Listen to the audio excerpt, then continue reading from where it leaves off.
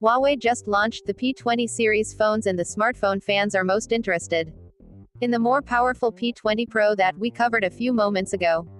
However, the P20 is also a true flagship device that has many of the Pro's features at a lower price of about €650.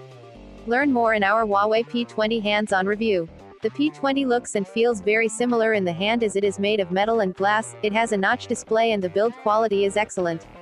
However, differences start with the display. The P20 sports a 5.8 LCD panel 1080 by 2244 pixels, whereas the P20 Pro has a 6.1 OLED panel with the same resolution. In practice, the P20's display looks almost as good as the one found on the P20 Pro. We have a pink gold color option, but there will also be a twilight black midnight blue models. The P20 has two sensors instead of a triple camera setup found on the P20 Pro.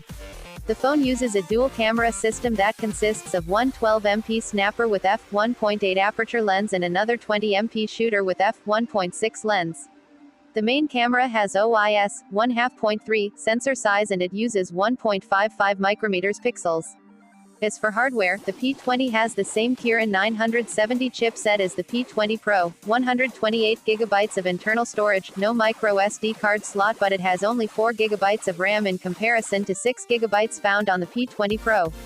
I was also impressed by the fact that Huawei managed to cram in a huge 3500 mAh battery into such a thin profile of the P20, 149.1 by 70.8 by 7.7 millimeters.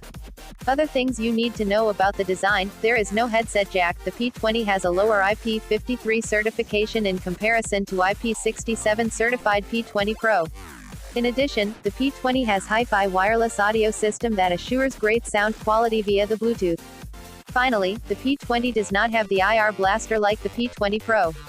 The P20 has the same software as the P20 Pro. The EMUI 8.1 is based on Android 8.1, which is said to be a more capable platform for the AI. As usual, there are plenty of features and customization options in the UI Huawei phone have been famous for. My first impressions: the phone is really fast and smooth thanks to the powerful chipset and neural processing unit that helps allocate resources to the specific task. I also found the fingerprint scanner to really fast, but I was most impressed with the face unlock feature. I used it in low light, but it still unlocks the phone very fast, but keep in mind that you still need to press the power button first in order to use it. My first impressions about the phone: the P20 shapes up to be a solid flagship device. Just as the P20 Pro, it looks and feels premium, the display is really nice and sharp, the overall performance seems to be great, and we can't wait to test other key features of the phone, cameras, battery life and more. Make sure to stay tuned to Around Us Tech for our detailed Huawei P20 review.